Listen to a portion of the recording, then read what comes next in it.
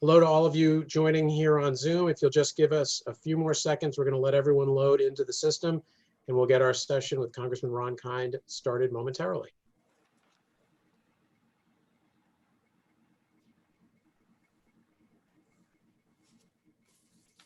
Good afternoon from very balmy Bethesda, Maryland, just outside of Washington, D.C. My name is Ken Levinson. I'm the Executive Director of WITA. We hope you are all doing well and staying safe. As many of you know, every Thursday since March, we've been hosting a series of webinars on COVID-19 and trade, and we're delighted to invite many of you back again and welcome many of our new viewers, both in the United States and around the world. We'll continue these weekly discussions tomorrow, discussing the impact of the pandemic on implementation of the USMCA, US-Mexico-Canada Agreement, which enters into force on July 1st. And we have an all-star panel for that event. I want to remind people that it starts at 10:30 tomorrow morning, not our usual 11 a.m.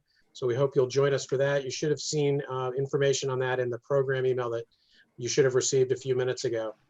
We've also got several other exciting discussions planned in the coming weeks, including next Wednesday at 2 p.m. with Congresswoman Suzanne DelBene, a colleague of Congressman Kind's on the House Ways and Means Committee, and we hope you'll join us again for that session. For today, if you're having any trouble with your connection, you can watch this also on our YouTube stream. And after the discussion between Orit and the Congressman, we'll try to answer some audience questions. If you're watching this on Zoom, you have the ability to ask questions using the Q&A box at the bottom of your screen. But with over 300 people on this webinar, we're unable to have all of you on live audio and video. So we'll try to get to as many questions as we can. For today's event, we're delighted to partner with the American Leadership Initiative to host Congressman Ron Kind of Wisconsin. We won't get into detail of the Congressman's biography, which most of you should have received in your program, but I'd like to welcome the Congressman back to WITA. He's a longtime friend of many of us in the trade community and actually was the winner of our 2014 Congressional Leadership Award. Welcome, Ron. Thanks, Ken. Congressman Kind will be joined by my old friend, Orit Frankel, the Executive Director of the American Leadership Initiative, who we're partnering with on today's event. Again, after the panelist remarks and discussion among them, we'll turn to questions from the audience. Orit? Thanks, Ken and Diego, and thank you to WITA for your partnership on this event with the American Leadership Initiative. The American Leadership Initiative is creating a new vision for restoring American leadership. We're working with elected officials and a diverse group of thought leaders and stakeholders to create a policy agenda based on inclusive growth, robust international institutions and alliances, and the rule of law.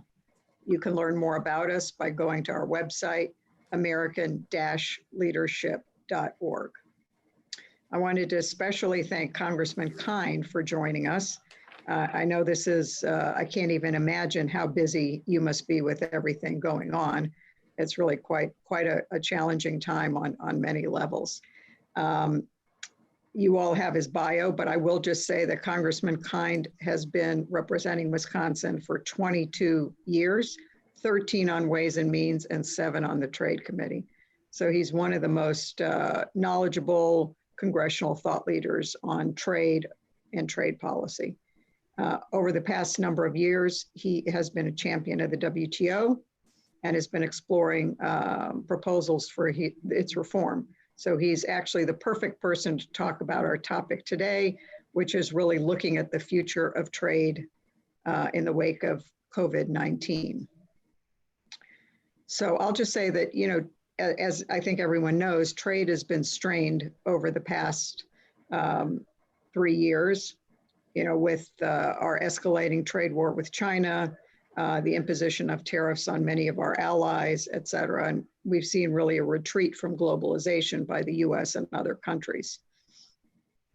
And, you know, we've even seen that accelerate with COVID-19, where we've seen a little bit of an every country for itself phenomenon with countries, you know, imposing export restrictions on masks and PPEs, calling for, you know, onshoring of production of medical equipment, pharmaceuticals, sometimes even food. And I wonder, you know, do you see this as temporary? You know, how do you see this affecting trade in the long term? Well, first of all, thanks, Arit. Ken, thanks for setting this up. Diego, WITA, and the American Leadership Initiative, thanks for the opportunity to get together and have this discussion. We have a lot of work to do to repair our trade relations throughout the globe. There's no question about it. I'm heartened by the fact that there's a good bipartisan consensus on the Ways and Means Committee about the role that we have to play constructively to resuscitate the trade agenda, making sure that we are providing leadership now when it's most needed throughout the globe, a trade agenda that reflects our values as a nation and our role in opening up the global economy. And we're doing our best to work with the current administration too. I think we've had a very good working relationship with Bob Lighthizer, the USTR rep, in constant communication with him on a weekly basis. We had one significant achievement this year with the passage of USMCA. Now we're working with the administration on the implementation of that. As long as it's not implemented, we do not derive the benefits of a lot of those hard-fought provisions that are in it. Realistically, 80% of it is the old NAFTA, but the new parts of it are significant. Greater market access for agriculture in Canada, for instance, some of the non-tariff barriers, SPS provisions in particular, we made progress on that. Some of the auto sections are going to take a while to work out because it's complicated. And we have to make sure that we build in some flexibilities to get those details right. Mexico now is moving forward on historic labor reforms, which is long overdue in that country. There's a role for us and Canada to help them implement those changes and the enforcement mechanisms that will come with it.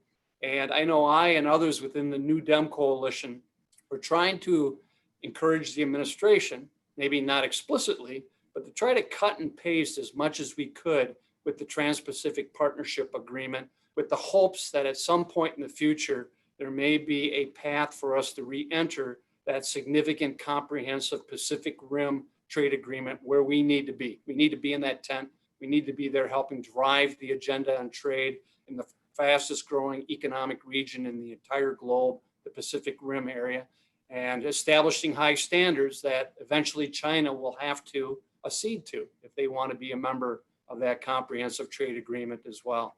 I'm heading up a bipartisan U.S.-Britain interparliamentary task force. A lot of our work is focused on the trade discussions now with the UK and where we can take that.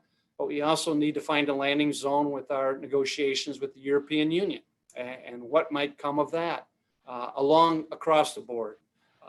I've also introduced bipartisan legislation to try to get Congress back in the game when it comes to the imposition of 232 and 301 tariffs. I think there's been an abuse of power with the administration in exercising 232 authority. In particular, our legislation would give Congress a more meaningful role and voice in that process so that a grumpy president, I don't care who it is in the future, can't wake up and suddenly invoke national security concerns and blow up the global trading system and our role in it.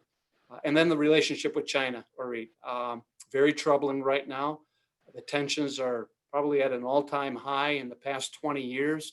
This is the most crucial relationship for the U.S. in the 21st century, how we get along with China, how we can shape that relationship so it doesn't turn into a new Cold War, which would be counterproductive and very expensive on both sides. And so there's an opportunity that we've got to continue to work, however difficult, and making sure we get the rules done right and that we're bringing China into the global trading community as a responsible partner and not as a rogue entity.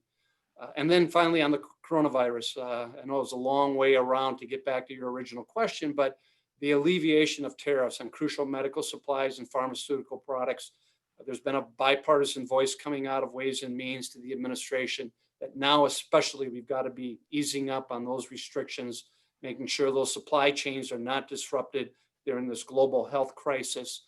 And there's more, quite frankly, that the administration can be doing on that front. Susan Dalbeni, I understand you're going to be talking to her next week. She's been very helpful at the forefront of this and many other issues. So that should be a good discussion for you. And then finally, let me just take a quick moment too on the status of the World Trade Organization. I happen to believe in the merit of the WTO and the role that it can play. And that's why earlier this year, I drafted bipartisan resolution that passed unanimously in committee We're still waiting for a time to bring it on the floor that recognizes the crucial role of the WTO, but also recognizes the importance of needed reforms in the 21st century. The institution hasn't been working well. We've got a fishery treaty negotiation that's 19 years old, and that chapter is having a hard time being closed. It shouldn't take that long, granted with unanimous consent that's required when it comes to reaching agreement on a multilateral context on issues that are crucial to all of us in the trading system. Obviously, we're going to get a new DG there. Roberto Acevedo has announced that he's stepping down, and we'll have to follow that process closely to see who will be stepping in. We had a good working relationship with Roberto. I hate to see him go during this crucial time with the WTO, but with the dispute resolution panel shut down as it is, we're facing a real crisis situation when it comes to peacefully resolving trade disputes at the global level. We cannot descend into a 1930s world trade platform again. We saw where that led to. I do believe that trade isn't just goods and products crossing borders. It's an important part of our diplomatic and our national security arsenal. It helps establish those economic relations and, as importantly, our national security relations around the globe. If we lose that entity that can resolve trade disputes peacefully, the role the WTO has historically played, then it does become a dog-eat-dog world. Every nation for themselves. Beggar thy neighbor policies, as we saw in the late 20s and the 1930s of the last century. Something that I and others are working very hard on committee to try to avoid. And yet we have an administration that's been difficult, to be blunt, in our relationships with other countries, but especially as it relates with the World Trade Organization right now. So we're going to need your help. We're going to need your feedback. We're going to need your active involvement, as so many of you have been throughout the years. And I also want to announce that Ethan Holmes, my very capable staff person, is on the line as well. Many of you have had a chance to work with Ethan in the past. I encourage you to continue doing so, providing feedback and information that we need to be aware of and focused on as we move forward. So let me just end right there and take whatever questions or comments people might have. Well, I have a few other questions to ask. There's a lot to follow up on in what you said. So you said the Congress, obviously we know the president is not a fan of the WTO, but it seems that there are a number in Congress that aren't as well. And as you know, Congressman Hawley introduced legislation basically that would pull the US out of the WTO and eliminating funding for it. Why has the WTO become such a lightning rod in US politics? And how can we kind of, get people back on the same page and understand its importance? Yeah, Rick, that's a great question. And again, part of it is we're going to need your help. We're going to need your help to get into offices, especially the newer offices on the Hill, to educate them about what the World Trade Organization is, what it's about, the role that it plays. Fortunately, at least on the Democratic side, the new class that I've had a chance to work with now for the better part of a year and a half, most of whom, by the way, joined the New Dem coalition that's been very pro-trade in our orientation and in the role that we've played to try to facilitate a proactive trade agenda. They're open to that education and they're open to increased international engagement, especially in the area of trade. So I encourage all your members that have members or facilities in these congressional districts and all the states throughout our country, make sure you're getting in those offices to educate those members, staff in particular, about the importance of the WTO. But I think psychologically, at a time of crisis and great anxiety, it's awfully easy politically to demonize outsiders, multilateral institutions, other countries. That's just a typical political fallback position, but I believe it creates a more dangerous world then and complicates the complex and difficult issues that we have to work on. So we need to continue striving to maintain a bipartisan consensus on trade, support for the World Trade Organization, with the recognition that it's long overdue for reforms. I mean, the Trump administration wasn't the first one calling for significant reforms. This preceded him by numerous administrations. So this has been a nonpartisan issue that we have to stay focused on. But it's going to take a lot of hard work right now, and with increased economic anxiety throughout our country, not to demonize trade writ large and other countries when it comes to these policies. Yeah. Thank you. So I think, as you mentioned, China is just one of the big, kind of the big elephant in the room when it comes to the WTO. And I think many people are frustrated with the WTO's inability to constrain, a lot of China's behaviors, including, forced tech transfer, industrial subsidies, et cetera. And I think, the administration obviously chose the road to go outside the WTO and impose tariffs unilaterally, which I think we all agree was not the right move. But how can the WTO, I think we need to reform the WTO so that it really can address China's practices. And I think that would go a long way to restoring confidence. How can we reform the WTO to address China's behavior? Well, first of all, let me just say that I was very frustrated during the 2016 campaign that not only President Trump, but especially Secretary Clinton turned their back on the very agreement, the TPP, that called for the structural reforms that everyone wants to see China take. They were all inside the TPP agreement. And that would have been a nice mechanism to surround China with like-minded nations throughout the Pacific Rim area. And yet both parties at the time were turning our back on that opportunity. So now we need to figure out another way of accomplishing the same thing.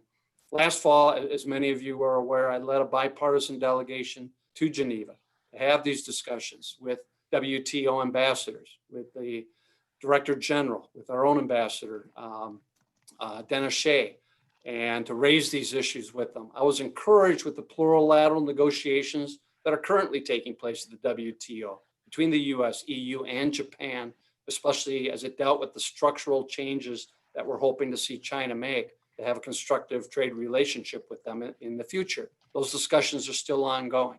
And so I think who is the next DG there is going to have a significant role to play. We continue to foster those type of efforts of using WTO as a positive force for trade reform throughout the globe, but especially establishing those high standards that China needs to realize that they have to abide by to be a legitimate participating member of the global trading regime. Otherwise, there'll be problems. But I disagree vehemently with our current administration's attempt to do it alone, to isolate ourselves rather than relying on a coalition of like-minded allies that share our values, that can stand up to China and demand better results from them. But instead, the tit-for-tat trade war only invites retaliation and back and forth and accusations and a more problematic relationship, and especially when you're declaring the European Union, Great Britain, Canada as national security threats to the United States. It's awfully hard then to provide the leadership to form that international coalition, which I think we need in order to stand up to China and demand the type of reforms that we expect of them in the future. Yeah, thank you. I agree with that. To your point on WTO reform, I mean, that the WTO's membership has evolved pretty dramatically from the original 48 signatories in 1947.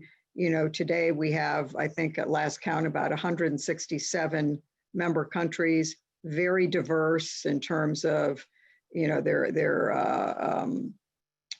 political orientation, their economic orientation, level of development, et cetera.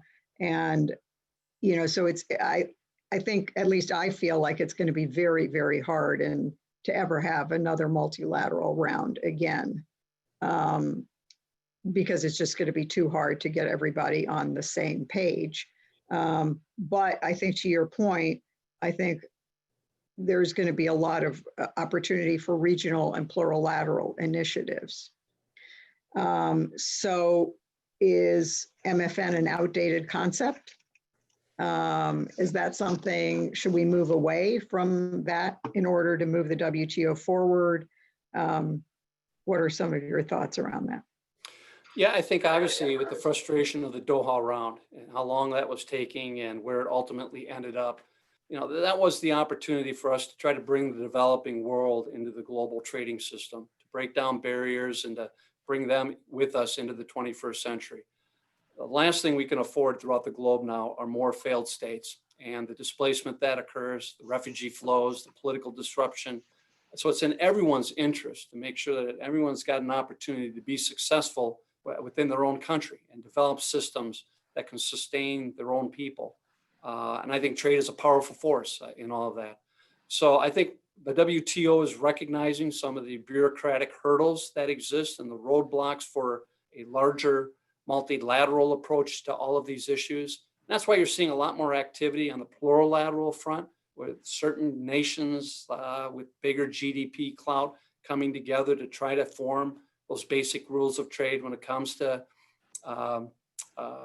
GSEs and forced tech transfers, the very things structurally that we're trying to see take place throughout the globe, and especially with China right now. And hopefully we're going to continue to see those discussions take place. But any organization with that many members that requires unanimity on any decision is going to be a very frustrating place to have to work and operate in and to try to reach consensus in too, given many of the disparate views that exist there. But again, it's been the lack of US leadership and our own conduct, I think, that's holding back progress within the WTO.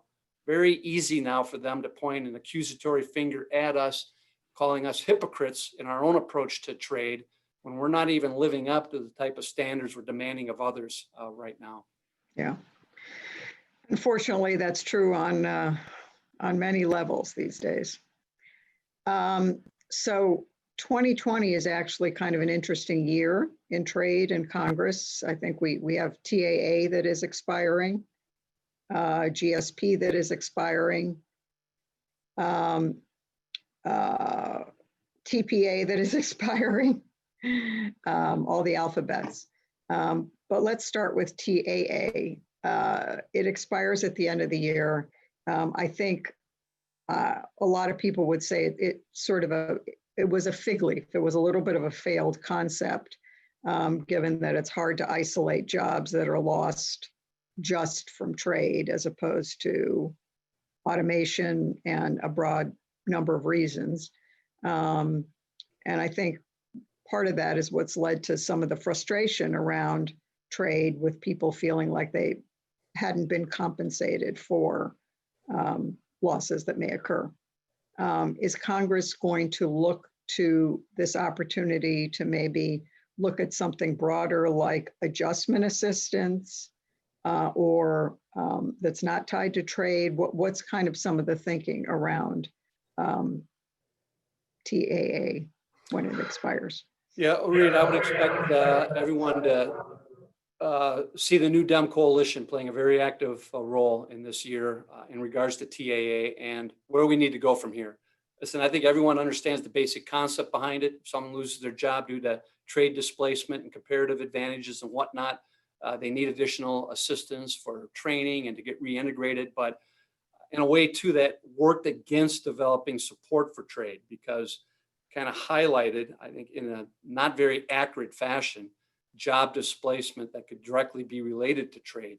As you mentioned, you've got robotics now and AI and high tech, and by far, most of the job displacement and adjustments that are happening within our domestic economy is attributed to that, as opposed to trade imbalances that might occur. So the New Dems have been talking about a larger workforce development platform to try to get out of this pigeonholed box of just trade adjustment assistance. How do we help the workers of today developing the skills they need for tomorrow to be full participants of the global high-tech economy that we find ourselves in and have to compete in? This goes to George Floyd too, and the reaction we're seeing on the streets, and the income inequality and the lack of economic opportunity that exists for too many families in our country. They're all asking, what role can they play in the 21st century global interconnected economy? Or are they just going to be left behind? And so that's a much larger discussion I think the Congress needs to be having, rather than just trade displacement, is what type of economy we're going to be helping to form, and the skills and the education that workers are going to need to fully participate in that too. So we are not leaving anyone behind. So that's a lot to ask for in 2020, given the distance legislating that we're being asked to do right now. But as you said, a lot of these things are expiring this year. I know Richie Neal, Earl Blumenauer, who's heading up the trade subcommittee too, are very much focused on these issues and finding those windows of opportunity where we can at least be teeing up these virtual hearings and virtual markups throughout the rest of this year, and how we're going to legislate in the world of the coronavirus. Absolutely. So I'll ask you one last question, and I know we have a number of questions on the line as well. So I know you're involved with a number of initiatives vis-a-vis working on the US-UK negotiations, implementation of USMCA. You're involved in the US-Kenya initiative. You're working on Brazil. So if we have a new president in November, how should that president move forward in the post-COVID era to really stabilize and maintain, really hopefully get back to an open trading system over the next couple of years? Well, most of you may not know, but just a couple of weeks ago, I had a nice virtual roundtable discussion with Joe Biden here in Western Wisconsin with a nice panel of people participating in it. A large part of the focus was what the rural agenda should look like here in America and what needs to be done there. I was heartened by Vice President Biden's recognition that our trade agenda is off the rails, that we have to restore that. The impact it's having on my family farmers, my manufacturers here in Wisconsin has been very damaging. And he was upfront in recognizing it. I've been reaching out to his cadre of economic advisors, especially those that are going to help shape the trade agenda for a potential Biden administration, make sure that we're aligned and we're getting on the right page so that if he is the next president, he can hit the ground running when he's sworn in and try to reestablish those free trade relations and come forward with a new vision of where the United States needs to be in our leadership role and helping to shape the terms and the rules and the values of trade as we do move forward, recognizing the need for friends and allies on this front, but also recognizing that it's a challenge in how we're going to deal with and incorporate a rising China in the 21st century, and whether it will just descend into a complete adversarial relationship, or if there's a way to manage it in a constructive fashion while still demanding more from them. Sounds good. Well, from your lips, I hope that is indeed the agenda for the future. We have a lot of questions, so I'm going to turn it over to Ken to start asking the questions that have appeared on. Thank you, Ori. Thank you, Congressman Kind. Really appreciate your thoughtful insights and your leadership on all these issues for so many years. I'm actually gonna, the first question that comes in, you were sort of getting into it a little bit, but it comes from an old friend at WITA, someone I'm sure you know, and another longtime leader on trade, former Congressman Jim Colby, who's watching the session. Welcome, Jim. Sorry we can't see you in person, but hope to have you maybe live for some future function that we can do electronically. Glad to know, hopefully you're okay. He's asking about US-China relations and concern about the nexus between the trade dispute and our longstanding relationship with China, what's happening right now, of course, in Hong Kong, and China's clawing back of sovereignty there. Human rights for people like the Uyghurs. There's so many issues on the table. And then, another question that came in, maybe we'll layer on. So first part about US-China relations overall, but then how we work with our allies with China, especially with things like Huawei and some of the concerns that have been raised on security front, and then Nexus there on trade. Well, first of all, it's great to hear from Jim Colby. Jim, I miss you. He was one of my dear friends in Congress. We had a chance to serve together, travel together as well, and one of the great voices on trade policy. I studied at his footstep as a newer member, learning from him just how we can be active on the trade agenda. So Jim, I'm glad to hear from you today. I'm very fearful as far as how this 2020 presidential campaign is shaping up. This could turn into just a huge China bashing exercise and could sour the American people about where we need to go in our basic relationship with China and how it can be shaped and worked on in a constructive fashion. It's very easy, again, to deflect and to blame China. They have been irresponsible on many fronts, as you pointed out, Jim, and it's important for us to recognize that and send clear signals to them. But I just think there's been a missed opportunity in our current administration in forming that broad-based international coalition of like-minded nations who can get on the same page, stand up to China, and collectively say to them, we're not going to tolerate this anymore. When the president decided to do this alone through 301 action, it was easy for them, China, to retaliate and get into a tit-for-tat exchange of grievances against each other. A lot harder for China to do that. We've got friends and allies standing next to us. So I think fundamentally, we've got to get back to that concept of a multilateral approach in dealing with China, both constructively and where we need to push back proactively.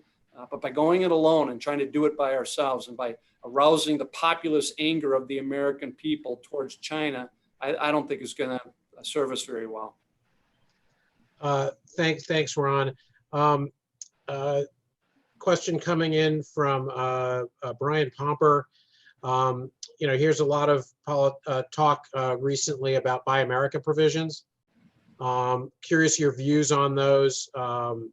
And as we try to, in the wait, both with the trade wars that we've been having going on, but also in COVID, restarting our U.S. supply chains, or do you think we're going to be seeing more of that coming up? And what are you hearing about any initiatives that the administration may be launching unilaterally? Yeah, Ryan, as you probably are aware, I've never been the biggest fan of these Buy American provisions because they work both ways. We've got a lot of companies that are trying to sell products, services, establish contracts with other countries, and we invite retaliation the more we erect Buy American only provisions here in our own domestic law. But we also have an administration who I think does not appreciate or understand the importance of supply chains and the role that they play in the global economy. They're doing everything they can right now to shut that down. And yet, from a populist point of view, it's an easy message that tends to resonate back home, that why can't we just make everything, service everything, do everything right here in America and just buy here with the jobs that come with it? That's a difficult concept to try to explain to the average person in our districts. So again, we're going to need some help on this front as far as the education, not just with members, but folks back home about the complex interdependence that trade brings and how it can be an ultimate win-win for countries involved in a proactive rules-based global trading system, and that it's not just beggar thy neighbor policies as we move forward. History has shown us where that leads us to very isolationist economic policies, increases strife, conflict throughout the world. We saw that with 2 world wars in the 20th century. Hopefully we can avoid repeating those mistakes as we move forward. Thank you. Yeah, I think we all could agree on that for sure. So a question coming in, one of the great things about this platform that we've been using with these webinars, Congressman, is that we've been able to get a global audience. We have a question that's actually coming from somebody in Brussels. So they're asking, you're probably aware that the EU's Green Deal seeks to achieve climate neutrality by 2050 and is calling for their trading partners to follow suit. And if they don't, there's maybe some idea of carbon border adjustment tax of some sort. How do you think that's going to resonate in Washington largely amongst congressional Democrats on the Ways and Means Committee? Not even thinking about necessarily rejoining the Paris Climate Agreement, certainly in this administration, although maybe that if that changes, maybe there'll be some changes there. But thoughts on the nexus of trade and the environment. Well, there again, having a constructive, helpful role with U.S. leadership, working with the EU to help shape policy on a global basis, sure would come in handy right now. You look at some of the e-tech tax provisions now that the EU is contemplating and moving forward on. we've got some concerns in that regard. I think the first thing that a new administration needs to do is get us back into Paris. The horrible message that has sent globally, that we are the only nation in the world outside of the Paris Global Climate Treaty, is the wrong message that needs to go out. It's telling the rest of the world that we don't care about that concern, and that we're not going to be playing a very active role on that front, and forces them in the box to demand the type of change and action that they want and expect from the United States.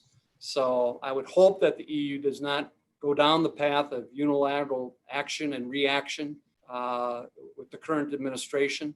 But nonetheless, there's a lot of relationship rebuilding that has to take place in order for us to reach agreement on these bigger global issues. So next question, Ron, gets into a little bit of the mechanics of legislating right now. Obviously, you are working remotely. The House has worked out some ways of tying votes and such, but how are you conducting business in a sense? And a specific question has to do with the prospects of renewing GSP and the other things, some of the things Arit mentioned. How do you see that playing out? What are you hearing from the committee on a process going forward for extending GSP? Is there a vehicle you see that maybe can move that, because those often get tied together, and some of the other, in the past, some things, tax extenders and some of these other things?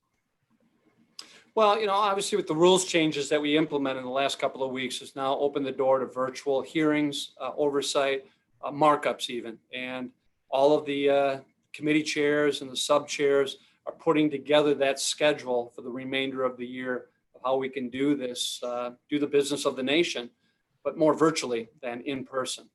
So you're going to be seeing a lot more of these things being teed up through virtual hearings, virtual markups, and then looking for those windows of opportunity where you can get it to the House floor. July is going to be a very busy month in Washington for all of us. It's a full schedule, as I'm sure many of you are aware, looking what Steny just released in the last few days. So there's going to be a lot more travel back to DC coming up.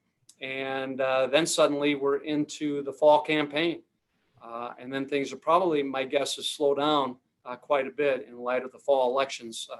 And then who knows what a lame duck session may look like, but there's a lot of unfinished business, things that we've got to try to clear before the end of the year. So I wouldn't at all be surprised if we have a fairly robust lame duck, try to clear a lot of this stuff towards the end of the year, the must-do items that have to pass.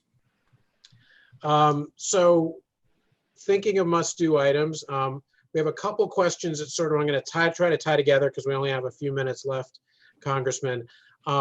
One is about, do you see some new coalitions developing on trade? Certainly, USMCA had a much more robust vote than I think people might have anticipated, looking back a couple of years before when it was starting to be negotiated. And then a question that sort of dovetails into that is, do you see some domestic economic reforms in areas like education, infrastructure, labor rights, social safety net, things that are Democratic priorities being woven together with the trade agenda as a way to kind of move some of these bigger things together and help build that coalition? That last part of the question comes from Irv Williamson, former with the ITC, and Ann Murphy from Cargill asked the question about coalitions. Yeah, it's a great question and very pertinent. Again, the new Dems have been spending a lot of intellectual capital on the workforce of the future, what our needs are going to be. And even before the coronavirus hit our country, we were dealing with severe labor shortages and a skills gap that needs to be addressed too. That's only going to be compounded coming out of the coronavirus, whatever that new normal is going to look like in the future. We've got to make it easier for people to participate in our workforce too. That's why under the CARES Act, we had paid family and medical leave, health related to the virus in particular. We're going to need to, I think, make it easier for women to be able to enter the workforce, yet still addressing, as men need to do more of, the family obligations and needs that come with it too. Childcare policy is going to be huge as we're trying to get people back into the workforce again, and the need for basic and quality childcare services for many, many families. So I think this virus, I think, has given us an opportunity to open up the discussion in a much more meaningful fashion of what the workforce skills and education will be necessary to compete globally, but how do we make it easier for people to do that, to be able to address the workforce and life balances that all of us struggle with in our life. And I don't think we've done a very particularly good job of that here in the United States compared to some other nations. So I don't think we should be afraid to look at other countries and how they've approached it and dealt with it, but do this the American way as well. Thanks, Congressman. So we're getting to the end. We're going to try to, I don't know if we'll have time for only one or two more questions, but as you might know, as I'm sure you know, the US-UK trade negotiations kicked off in May. The US is also, obviously, we talked a little bit about the EU and their Green Deal. And I know that's something you've always been interested in, US-EU trade negotiations, US-UK. What do you see as possible on a US-UK negotiation, and maybe some stumbling blocks that you're hearing about in those negotiations, which I know the administration would like to move very quickly? Well, let me first of all recognize that we are losing a tremendous ally when it comes to our trade relations with the EU, with the UK's pullout of that entity. And so we're going to need to figure out a way of a new constructive relationship with the EU without Great Britain being there at the same time. And yet, it's very important that we continue to work hard at that. The US-EU combined GDP weight surpasses anything else throughout the globe. If we can get on the same page and establish those rules of trade, that I believe sets the template for the 21st century with our democratic values reflected in all of that. And so that's why it's a cause that I and others have not given up on. We know how important it is for the US and the EU to continue to find ways to constructively engage on the rules of trade, even though we know the historical hurdles that have prevented us from reaching that agreement. And then with the UK, they've got some tough decisions to make here, just which way they tilt, whether they want to tilt towards the EU model or not. And that, in a lot of ways, is going to shape the context of the negotiations with us. Naturally, they're going to want feet in both camps, logically. That makes sense.